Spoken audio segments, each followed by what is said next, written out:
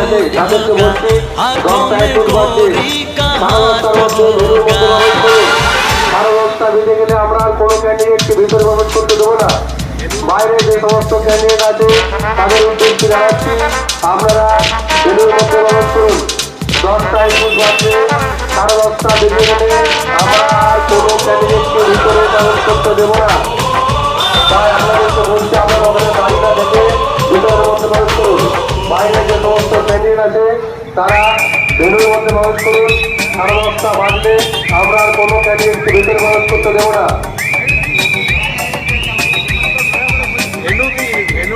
centre